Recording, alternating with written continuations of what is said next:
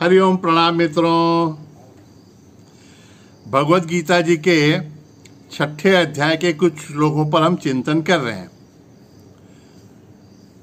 भगवान जब अर्जुन को कहते हैं कि तुम्हें अब ध्यान करना है और उसके लिए मन को एकाग्र करना है, तो अर्जुन बोलते हैं भगवान मन के बारे में तो तुम कुछ कहो ही मत, क्योंकि मन ही इतना चंचल है, प्रमाथी है और इतना बलवान है कि मन को नियंत्रित करना माने वायु को बांधने की तरह कठिन काम है। Something like impossible. अगर हम भगवान की जगह होते और हमारा कोई सबऑर्डिनेट शिष्य या विद्यार्थी ऐसी कुछ समस्या लेके आता तो पहले हम क्या करते? कहते अरे तुम्हारे मन पर नियंत्रण नहीं है, तुम स्वयं को कंट्रोल नहीं कर सकते, तो क्या करोगे तुम जिंदगी में? क्या दुनिया को कंट्रोल करोगे? क्या कर पाओगे? तुम यूजलेस हो, तुम मूर्ख हो, तुम, है ना। भगवान ऐसा नहीं करते, क्योंकि जानते हैं कि सामने वाला जो आया है किसी समस्या को लेकर, तो उसकी ये जीनियल समस्या है, प्रामाणिक समस्या है उसकी। हर गुरु को अपने शिष्य के स्तर पर जाकर उसकी समस्या का हल उसको देना पड़ता है। तो भगवान यहाँ पे पहले कहते हैं असंशयम महाबाहो। उसको मूर्ख नहीं कहते, महाबाहो। अर्जुन तुम योद्धा हो and I know your capabilities. मुझे पता है कि तुम सामर्थ्यवान हो, और तुम जब कहते हो कि मन पर नियंत्रण कठिन है, तो मुझे भी इसमें कोई भी शंका नहीं है कि सचमुच मन पर नियंत्रण बहुत ही कठिन है। Management technique. जब भगवान ऐसा कहते हैं तो अर्जुन को भी अच्छा लगता है कि मेरी समस्या समझ रहे हैं एक सद्गुरु, मेरे भगवान। और अभी जो बात भगवान बताएंगे वह सब बात सुनने के लिए अर्जुन फिर तत्पर हो जाता है। नहीं तो हम जब बच्चों को पढ़ाते हैं ना, गणित सिखाने के लिए बैठते हैं और फिर बोलते हैं अच्छा चल गुणाकार कर, और फिर उसको 12 का पढ़ा ही नहीं आता है तो पहले हम उसके पीठ पर एक रट्टा लगा देते हैं, मारते हैं उसको, बोलते हैं 12 का पढ़ा भी तुझे नहीं आता है, यही तुझे सिखाया क्या स्कूल में, यही तुझे टीचर सिखाती है क्या? अब वो रोने लग जाता है तो फिर मैथ्स करने के कौन से मूड में रहेगा वो? भगवान ये जानते हैं। शिष्य से सहानुभूति रखते हुए पहले वो उसका मन जीत लेते हैं। अर्जुन को कहते हैं असंशयम महाबाहो दुर्निग्रहम मनम। ये मन को, ये मन का निग्रह करना, नियंत्रण करना बहुत ही कठिन है अर्जुन, मैं भी मानता हूं। लेकिन आगे भगवान कहते हैं अभ्यास से न तू कौन्तेय। अरे कुंती पुत्र, अभ्यास से और वैराग्येण च गृह्यते। अभ्यास से और वैराग्य से इस बलवान और प्रमाथी मन पर भी नियंत्रण किया जा सकता है। एक कौन्तेय, अरे तुम समझो, तुम ध्यान में रखो कि तुम कुंती पुत्र हो, पांडव हो, महायोद्धा हो, तो तुम्हारे लिए कोई भी कार्य असंभव नहीं है। अब दो बातें, अभ्यासेन तु वैराग्येन। अभ्यास माने बार बार किसी चीज के लिए प्रयत्न करना, इसको अभ्यास कहते हैं। और अभ्यास से हम अपरिचित नहीं है ना। आप भी सोचिए ना, आपके जीवन में कौन सी ऐसी चीज है कि जो आपको पहली बार ये अच्छी तरह से सिद्ध हो गई? याद कीजिए ना। अरे आपको याद नहीं होगा तो पूछ लीजिए, आप पहले छोटे से तो चलते समय कितनी बार गिरे थे, आपको खड़ा भी होने नहीं आता था, लेकिन बार बार खड़ा होने का प्रयत्न आप ही ने किया ना, और फिर चलने का प्रयत्न किया, गिरते उठते, और फिर अभी कितनी अच्छी, अब तो क्या बात है। है ना। कोई भी चीज पहले अटेम्प्ट में तो हमको चाहिए वैसा यश प्राप्त ही नहीं होता, बार बार करना पड़ता है।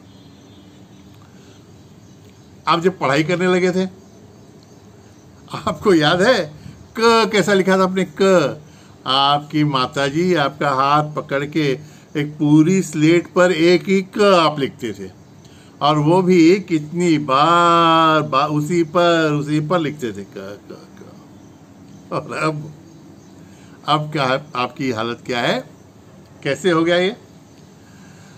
और हमारी बहनों को तो, मैं बिटियाओं को तो बहुत हमेशा पूछते रहता हूँ, अरे बेटी अब तुम मन की बात करती हो ना, तो बताओ तो पहली रोटी तुमने जो सेकी थी उसका आकार किस देश की तरह था? हाँ, और अब कैसी रोटियां बनाती हो? ये कैसे सिद्ध हो गया? बार बार एक ही चीज को करते हुए। तो अगर हम आज मन पर नियंत्रण करना असंभव मान रहे हैं, कठिन मान रहे हैं, तो इसके लिए भगवान कहते हैं नो डाउट, मन बड़ा बलवान है, लेकिन बार बार प्रयत्न करके इस पर भी नियंत्रण पाया जा सकता है। और वैराग्य ना, अब देखिए छोटे बच्चे हाथ में कोई छुरी वगैरह लेके बैठ जाएं, तो उसके हाथ से आप वो छुरी लेने लगेंगे ना, चाकू लेने लगेंगे, तो रोने लगते हैं, वो छोड़ेंगे नहीं। और आप लेने का जितना प्रयत्न करेंगे वो फिर और अपनी ओर खींचेंगे, तो लग जाने का डर रहता है। तो इस समय आप क्या करते हैं? आप बड़े होशियार हैं, आपको ये सब बातें मालूम है, वैराग्य वगैरह। क्या करते हैं? उसके हाथ में एक लड्डू दे देते हैं, एक चॉकलेट दे देते हैं, और बोलते हैं बेटा ले ये चॉकलेट ले। फिर वो चॉकलेट लेने लगता है, तो चुपचाप उसके हाथ से आप छुरी और चाकू निकाल लेते हैं, है ना। तो उसको उस चाकू से, उस छुरी से वैराग्य कैसे आ गया? छुरी छोड़ने को तैयार कैसे हो गया? जब उसके हाथ में चॉकलेट आया तो, है ना। ऐसे ही तो हमारा बचपन गया है ना। अब ये हमारी बिटियां हैं ना, ये गुड़ियों का खेल खेलते थे पहले। आपको मजेदार बताऊं, इसको मराठी में तो बोलते हैं, कोल्हापुर में इसके लिए अलग शब्द है। इसको बोलते हैं जेवणा पानानी खेलना, है ना। और अच्छा शब्द है उसके लिए भातुकलीचा खेळ, लेकिन कोल्हापुर में उसको बोलते हैं जेवणा पानानी खेलना। तो बचपन में आप जब खेलते थे वो सब गुड़ियों से खेलते थे, तब वो गुड़िया भी कोई लेने को लग जाए तो आपको कितना गुस्सा आता था। अब कहाँ गुड़िया चली गई वो, है ना। वो हाथ में की वो झूठी गुड़िया चली गई और अब सच्ची गुड़ियाएँ आ गई हैं। तो उस गुड़िया से वैराग्य आपको आ गया, क्योंकि दूसरी कोई वस्तु आपको मिल गई, है ना। हाँ, ये हमारे बेटे भी सब पहले गिल्ली डंडा खेलते थे और वो कंचे से खेलते थे। अब उनके हाथ में मोबाइल वगैरह आ गए हैं, बस उसी से खेलते रहते। तो उन सब चीज़ों से वैराग्य कब आता है? जब उससे कोई ज़्यादा इंटरेस्टिंग, श्रेष्ठ तो मैं नहीं कहूँगा, ज़्यादा इंटरेस्टिंग चीज़ प्राप्त हो जाती है, तो मन हमारा जो है वो पुरानी बात को छोड़ देता है ना। तो अगर मन को हमें हमारे आत्मस्वरूप में एकाग्र करना है ध्यान के लिए, तो दो बातें हैं कि मन को बार बार इस कार्य के लिए हमको प्रवृत्त करना पड़ेगा, और दूसरा मन को थोड़ा सा वैराग्यवान बनाना पड़ेगा। मन को बताना पड़ेगा कि आजकल मन जो स्थिति में है और जिन विषयों में अभी तक लगा पड़ा है, उनसे और कुछ श्रेष्ठतर, उससे और कुछ रसवान चीज़ उसे अपने आत्मस्वरूप में मिल सकती है। ऐसा जब मालूम पड़ेगा, तब वह उन विषयों का विचार छोड़कर, हाँ विचार ही मन, देखिए मन आखिर है क्या?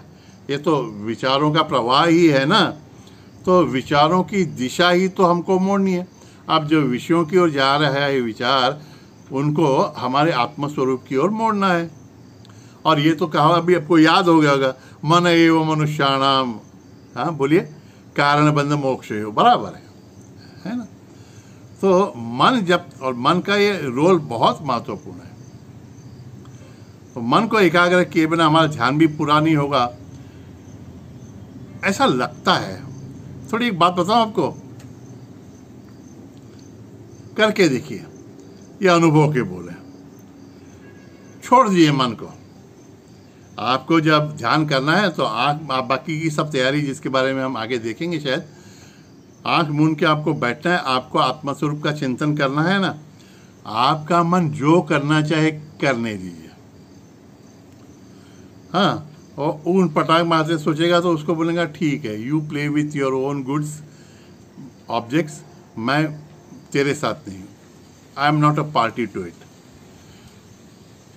छोटा बच्चा है ना, उसको आप पढ़ाई के लिए बुलाइए, वो खेलने में मग्न रहेगा तो सुनेगा ही नहीं आपकी बात, और आप जितनी बार बुलाएंगे उतनी बार वो और ज़्यादा खेल में लग जाएगा। तो छोड़ देने का उसको थोड़ी देर। उसको जब भूख लगेगी तो बराबर आएगा वो घर में, उस समय उसको पकड़ के बिठाइए पहले।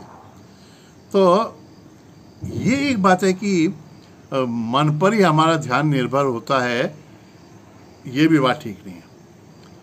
विथ और विदाउट माइंड, मैं मेरे आत्मस्वरूप में स्थित हूँ। मन को आना है तो ठीक है, नहीं तो उसके सिवाय भी मैं मेरे आत्मस्वरूप में स्थित हो सकता हूँ। Let mind also know it, कि मैं उसके पीछे पड़ने वाला नहीं हूँ। तो बैठे, जब आंख बंद करके बैठते हैं ना और मन नहीं आएगा तो दूर दूर भागते रहेगा। हमने अगर उसकी ओर ध्यान ही नहीं दिया ना तो फिर वो भी समझ जाता है कि मेरे बिना इनकी कोई बात अड़ नहीं रही, तो फिर वो अपने आप आ जाता है ना। आ गया तो ठीक। बार बार प्रयत्न करने के बारे में आपने वो तो सुना होगा दृष्टांत है ना, कि कुएं पर वो रस्सी लगी रहती है ना, तो जिससे पानी भरा जाता है ऐसे, तो वो रस्सी पत्थर पर बार बार घिसते हुए उस पत्थर पे भी निशान बन जाता है ना। तो कुछ ऐसे ही दोहा है, वो आवत जावत रस्सी के सिल पर पड़त निशान। सिल माने शिला, शिला पर भी निशान पड़ जाता है। वैसे ही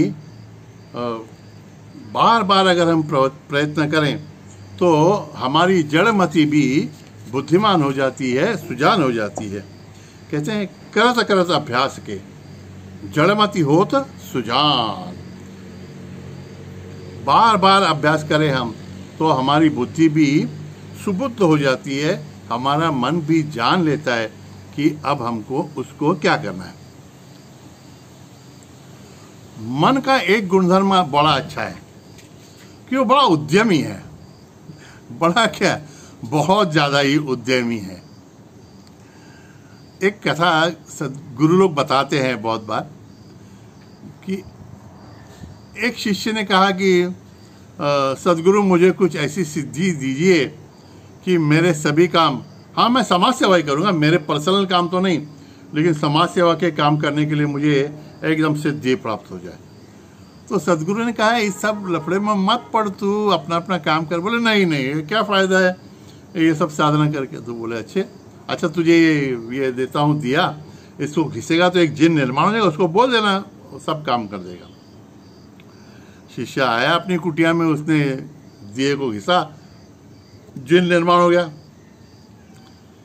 बोला बोलो मेरे अक्का क्या काम है। तो बोले मेरा ये मेरे गुरु का आश्रम है, ये नया बना दो। आधे घंटे में उसने बना दिया। फिर वापस आया तो बोला और क्या काम है। बोला रुको जरा।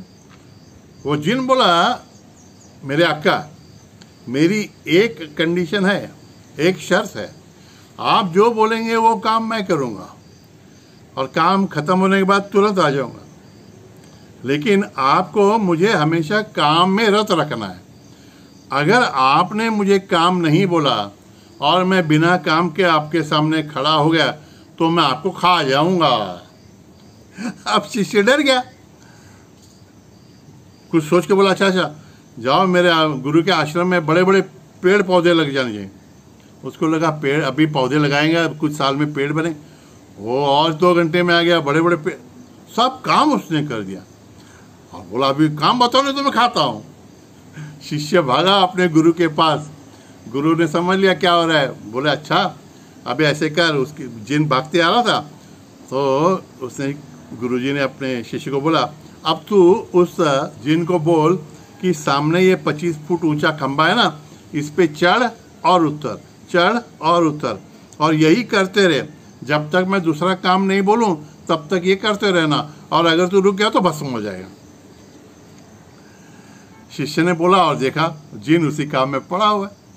तो फिर शिष्य आके बैठा सदगुरु के चरणों में और खुशी से बात करने लगा। ये कथा तो आपको याद होगी, लेकिन ये दृष्टांत से इसका मॉरल क्या है ध्यान में रखिए ना, क्या सीख लेनी है हमको कि हमारा मन जो है ना बड़ा उद्यमी है, इसको कुछ न कुछ तो काम हाथ में इसके होना ही चाहिए। तो बाकी सांसारिक व्यवहारिक काम हो जाएं तो इसको एक काम बोलने का, मैं तुझे आगे सूचना दूं न दूं, तेरा काम खत्म हो गया तो तू नाम स्मरण करते रहने का। मैं फिर किसी भी काम में रहूं, तू नाम स्मरण मेरे लिए करते रहना। और भाइयों, आपका अनुभव ऐसा हो जाएगा कि सचमुच आपका मन इतना आज्ञाकारी है कि आप आपका काम करते रहें तो अंदर नाम स्मरण चलते रहेगा। इसलिए संत अपना अनुभव कहते हैं ना, बोलते हैं हे राम हमारा जप करें हम बैठे आराम। ऐसी भी अवस्था हो सकती है। मन को इस प्रकार से अगर हम प्रशिक्षित करें ना हमारे काम के लिए, तो मन भी आखिर हमारा ही तो है ना, आ जाएगा हमारे पास। और फिर जब वो हमारी शरण में आ जाएगा, जैसे हम हमारे सदगुरु के पास जाके बैठते हैं ना चरणों में, वैसा मन भी बड़े प्यार से आके हमारे पास बैठेगा। फिर उसको बोलने का, बेटा चलो अभी तुम और हम दोनों हमारे ईश्वर का, उनके सगुण साकार रूप का ध्यान करें। अभ्यासेन तु वैराग्येण, प्रयत्न करना है। और आपको तो ये दोनों बातें आती हैं, वैराग्य से भी और अभ्यास से भी। इसकी सिर्फ दिशा अपने को मोड़नी है। ठीक है, आगे और सुनेंगे इसके बारे में। तब तक के लिए हरि ओम तत्सत। नारायण नारायण।